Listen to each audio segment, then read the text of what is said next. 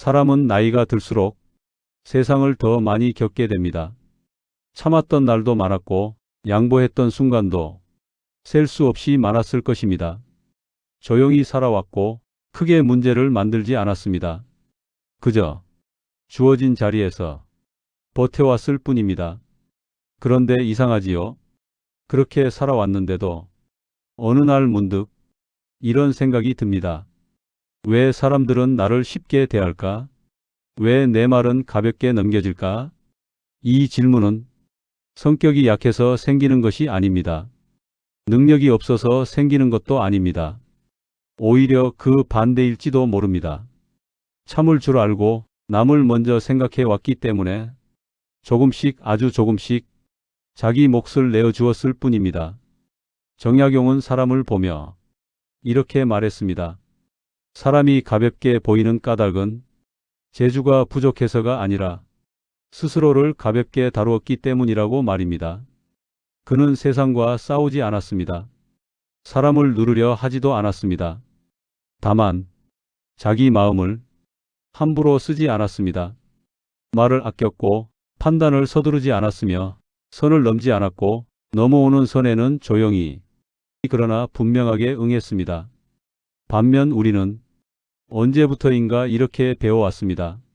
좋은 게 좋은 거라고, 한 번쯤은 괜찮다고, 나만 조금 참으면 된다고. 그 결과는 어땠습니까? 한 번은 부탁이었고, 두 번은 요청이었지만 세 번째부터는 요구가 되지 않았습니까? 오늘 이 이야기가 여러분 마음에 작은 위로가 되길 바랍니다. 구독과 좋아요로 응원해 주시면 더 힘내서 좋은 이야기 들려드리겠습니다. 이 이야기는 사람을 밀어내는 법이 아닙니다. 차갑게 사는 법도 아닙니다. 다만 자기 삶의 무게를 다시 제자리에 두는 이야기입니다. 정약용이 우리에게 전하려 했던 것은 만만하지 않게 보이는 기술이 아니라 흔들리지 않는 마음의 자세였습니다. 말을 줄이고 선을 그리고 즉시 반응하지 않는 것, 이것은 세상을 이기기 위한 방법이 아니라 자기 자신을 지키기 위한 태도입니다. 만만하지 않다는 것은 거만해지는 것이 아닙니다. 냉정해지는 것도 아닙니다. 나를 귀하게 여기는 일입니다. 이제 그 첫 번째 이야기를 조용히 시작해 보겠습니다. 사람은 나이가 들수록 세상을 더 많이 겪게 됩니다.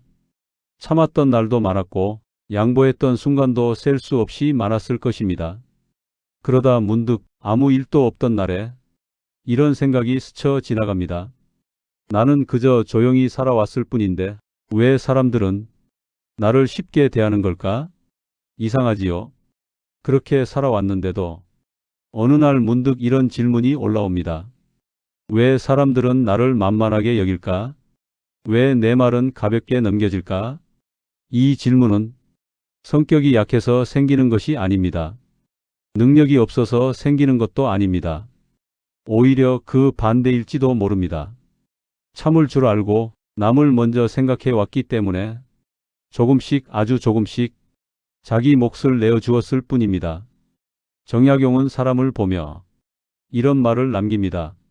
사람이 가볍게 보이는 까닭은 재주가 부족해서가 아니라 스스로를 가볍게 다루었기 때문이라고 말입니다.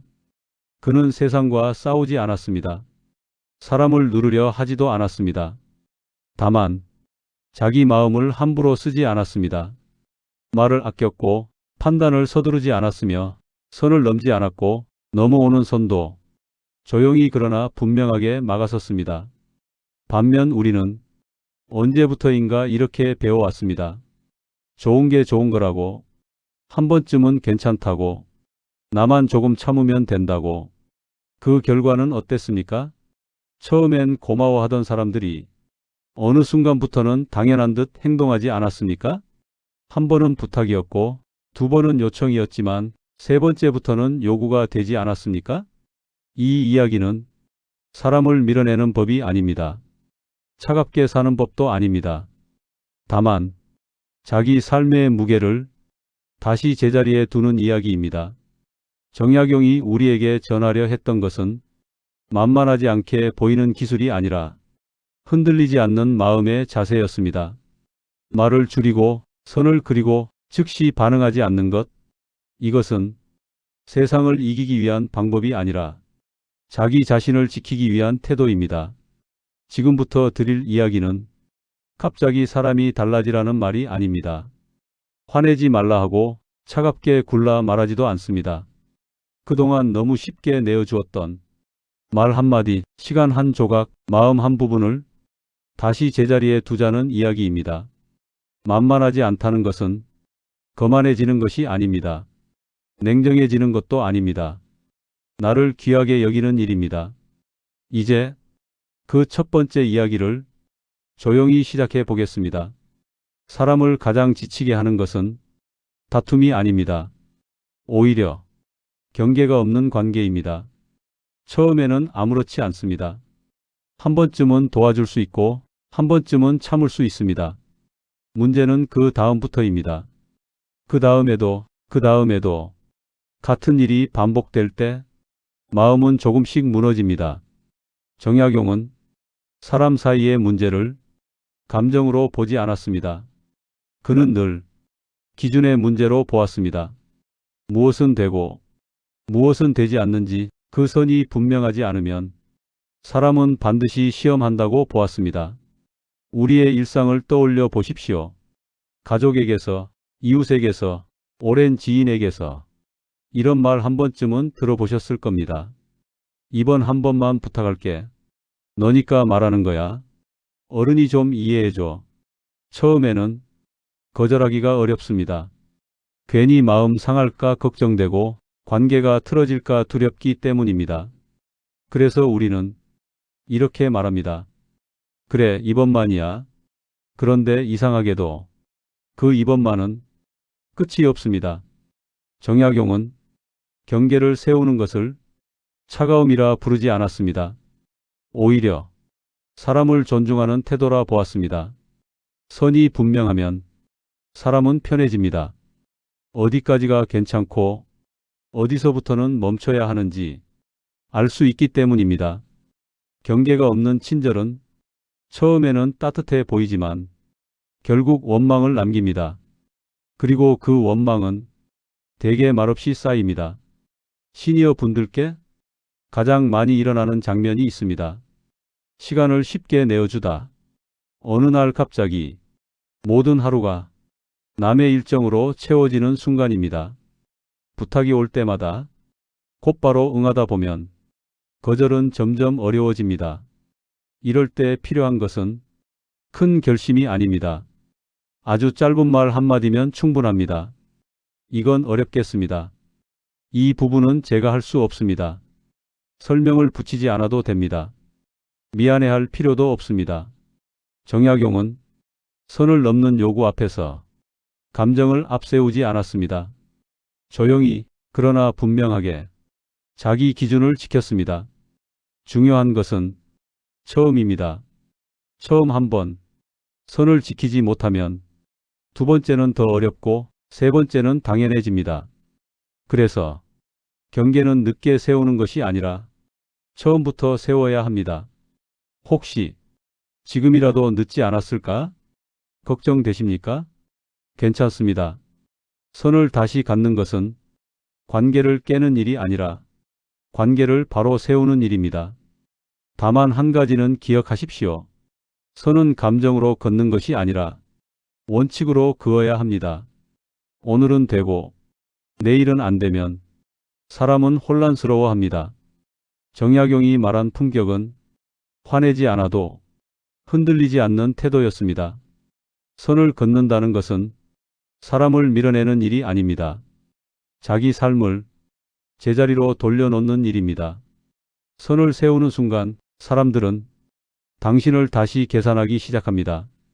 함부로 대할 수 있는 사람인지 아니면 존중해야 할 사람인지를 말입니다. 이것이 만만해 보이지 않게 되는 두 번째 변화입니다. 사람이 만만해 보이는 또 하나의 순간은 너무 빨리 움직일 때입니다. 부탁을 받자마자 알겠습니다라고 말하고 질문을 받자마자 생각할 틈도 없이 대답하고 연락이 오면 곧바로 반응하는 사람 말입니다. 우리는 이것을 성실함이라 배워왔습니다. 빠른 응답이 예의라고 믿어왔습니다. 우리의 일상을 보십시오. 전화가 울리면 하던 일을 멈추고 받습니다. 메시지가 오면 바로 답하지 않으면 괜히 마음이 불편해집니다. 그러다 어느 순간 자기 하루가 남의 반응으로만 채워져 있다는 사실을 깨닫게 됩니다. 사람은 늘 즉시 응답하는 사람을 보며 이렇게 생각합니다. 이 사람은 언제든 괜찮겠구나. 그 생각이 반복되면 부탁은 점점 쉬워지고 배려는 점점 줄어듭니다. 하지만 정약용은 이 태도를 다르게 보았습니다. 그는 서두르는 마음을 경계해야 할 신호로 여겼습니다. 정약용은 결정을 내릴 때 항상 시간을 두었습니다. 즉각적인 반응보다 숙성된 판단을 더 신뢰했습니다. 그가 말한 사람의 무게는 바쁜 척에서 나오지 않습니다. 기다리게 할 줄 아는 태도에서 나옵니다. 즉답하지 않는다는 것은 거절하겠다는 뜻이 아닙니다. 무례해지겠다는 말도 아닙니다. 다만 자기 판단을 한 번 더 존중하겠다는 뜻입니다. 예를 들어 이런 말이 있습니다. 제가 확인해 보고 말씀드리겠습니다. 조금 생각한 뒤에 답드리겠습니다. 이 말들은 차갑지 않습니다. 오히려 신중한 사람으로 보이게 합니다. 시니어 분들께 특히 필요한 장면이 있습니다. 가족이나 지인이 갑작스러운 부탁을 할 때입니다. 이때 바로 그래라고 말하지 마십시오. 잠시 멈추고 이렇게 말해 보십시오. 내가 한번 생각해 보고 말해 줄게. 이 짧은 멈춤이 상대의 태도를 바꿉니다. 부탁을 요청으로 되돌려 놓습니다. 정약용은 감정으로 반응하지 않았습니다. 그는 결정 앞에서 항상 한 발 물러섰습니다. 그래서 그의 말은 가벼워지지 않았고 그의 판단은 흔들리지 않았습니다. 즉답하지 않는다는 것은 사람을 불안하게 만드는 기술이 아닙니다. 사람에게 생각할 시간을 주는 태도입니다. 그리고 그 시간은 상대뿐 아니라 자기 자신에게도 필요합니다. 오늘부터 작은 연습 하나만 해 보십시오. 질문을 받았을 때 바로 대답하지 말고 한 호흡 멈추는 것입니다. 그 짧은 침묵이 당신의 말에 무게를 더해 줄 것입니다. 즉답을 멈추는 순간 사람은 당신을 다시 보기 시작합니다. 이것이 만만해 보이지 않게 되는 세 번째 변화입니다. 나이가 들수록 우리는 말을 더 조심하게 됩니다. 혹시 오해할까봐, 혹시 섭섭해할까봐 설명을 하나 더 붙이고 말을 한 번 더 보탭니다. 그 마음은 충분히 이해할 만합니다. 관계를 깨고 싶지 않고 좋은 사람으로 남고 싶기 때문입니다.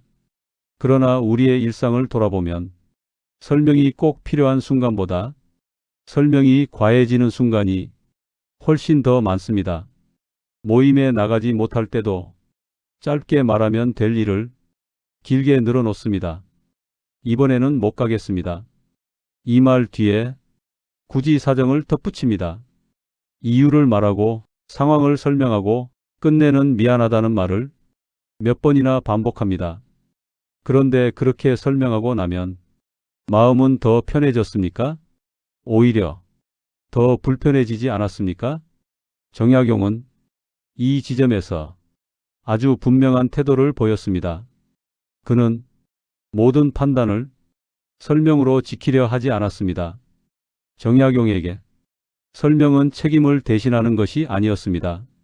설명은 필요할 때만 쓰는 것이었고 남용해서는 안 되는 것이었습니다. 설명이 길어질수록 상대는 듣는 사람이 아니라 판단하는 사람이 됩니다. 당신의 이유가 충분한지, 당신의 사정이 타당한지 저울질하게 됩니다. 정약용은 자기 판단을 타인의 승인 위에 올려놓지 않았습니다. 그래서 그는 결정을 말할 때 짧고 담담했습니다. 이렇게 하겠다. 그 말 뒤에 불필요한 말을 덧붙이지 않았습니다. 시니어 분들께 자주 일어나는 장면이 있습니다. 누군가 도움을 요청했을 때 거절하면서도 마음을 다치게 할까봐 긴 설명을 붙이는 경우입니다. 그러나 기억하십시오. 거절에 붙는 설명은 대개 상대를 위로하지 못합니다. 오히려 다음 질문을 부릅니다. 그럼 이건 어때요? 조금만 더 도와주시면 안 될까요? 설명이 길수록 문은 더 열립니다. 정약용이 말한 사람의 무게는 말을 잘해서가 아니라 말을 덜해도 흔들리지 않는 태도에서 나옵니다. 설명하지 않는다는 것은 무례해지는 것이 아닙니다. 차갑게 구는 것도 아닙니다. 다만 자기 판단을 스스로 존중하는 일입니다. 제 판단은 그렇습니다. 이 부분은 어렵겠습니다. 이 말에는 설명이 없어도 태도가 담겨 있습니다. 실수했을 때도 마찬가지입니다. 길게 변명하지 마십시오. 제가 잘못했습니다. 바로 고치겠습니다. 이 한마디면 충분합니다. 말이 짧을수록 책임은 분명해집니다. 책임이 분명해질수록 신뢰는 쌓입니다. 정약용은 말보다 행동을 남긴 사람입니다. 그의 말이 가벼워지지 않았던 이유는 그 말이 항상 지켜졌기 때문입니다. 오늘부터 하나만 기억하십시오. 설명하고 싶어질 때 그 절반만 하십시오. 말을 덜어내는 순간 당신의 판단은 오히려 더 단단해집니다. 이것이 만만해 보이지 않게 되는 네 번째 변화입니다. 많은 사람들이 이렇게 말합니다. 나는 원래 남을 돕는 성격이야. 도움이 필요한 사람을 그냥 못 지나쳐. 그리고 실제로 그 마음 덕분에 많은 관계가 유지되어 왔을 것입니다. 그러나 어느 순간부터 도움이 기쁨이 아니라 부담으로 느껴지기 시작합니다. 도와주고 나면 허탈해지고 마음이 먼저 지칩니다. 도움은 주었는데 감사는 점점 줄어들고 부탁은 더 잦아집니다. 시니어 분들께 가장 많이 일어나는 장면이 바로 이 지점입니다. 가족을 위해, 지인을 위해 계속해서 시간을 내어주다 어느 순간 자기 하루가 사라지는 순간 말입니다. 정약용은 이 지점을 아주 정확히 보았습니다. 그는 베풀물, 무조건적인 미덕으로 보지 않았습니다. 절제 없는 베풀문, 결국 마음을 해친다고 보았습니다. 정약용은 제자들을 아꼈지만 아무나 곁에 두지 않았습니다. 배우려는 마음이 있는 사람만 끝까지 함께 했습니다. 그의 베풀매는 분명한 기준이 있었습니다. 그래서 그의 호의는 가볍지 않았고 당연하게 여겨지지 않았습니다. 우리의 일상을 돌아보십시오. 도움을 주고 나서 이렇게 말한 적은 없으십니까? 아니에요. 별거 아니에요. 이 말은 겸손처럼 들리지만 사실은 자기 노력을 스스로 깎아내리는 말입니다. 그렇게 몇 번을 반복하면 사람들은 배우게 됩니다. 이 도움은 언제든 받을 수 있는 것이라는 사실을 말입니다. 정약용은 자기 호의를 가볍게 만들지 않았습니다. 도움을 주었을 때는 그대로 두었습니다. 더 설명하지 않았고 더 인정받으려 하지도 않았습니다. 이때 필요한 것은 마음을 닫는 것이 아닙니다.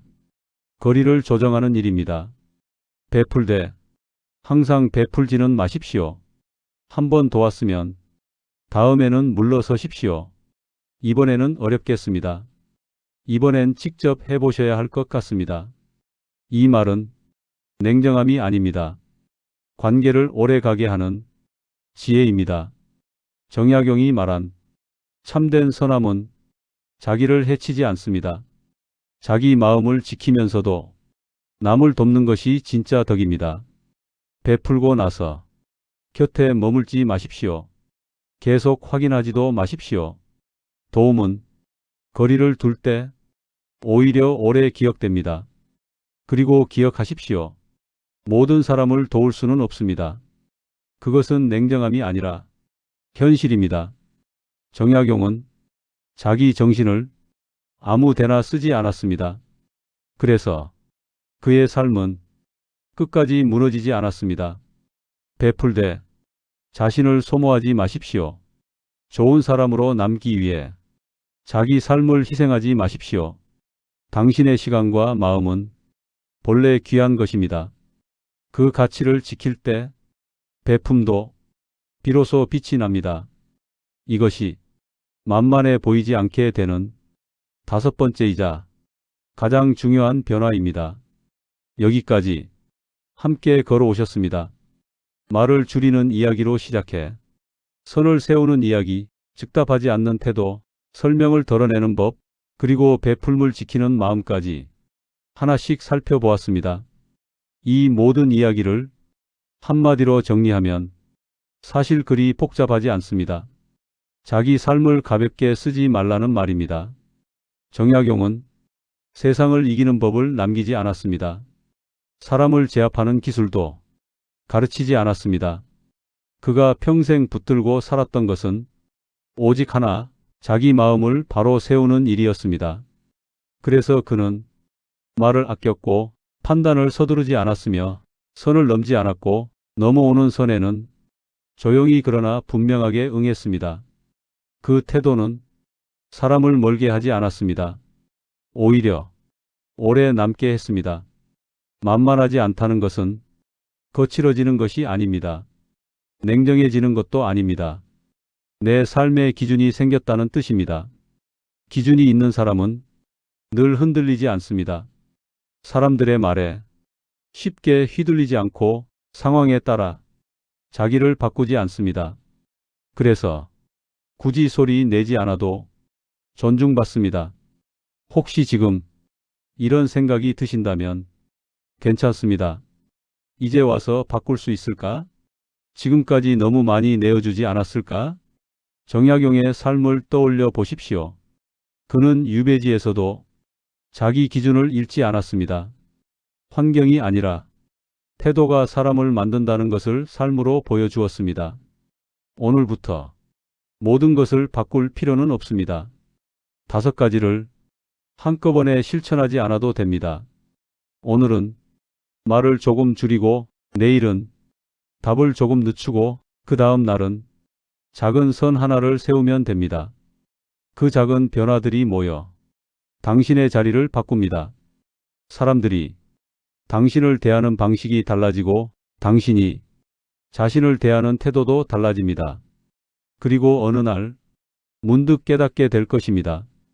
더 이상 애쓰지 않아도 사람들이 함부로 대하지 않는다는 것을 말입니다.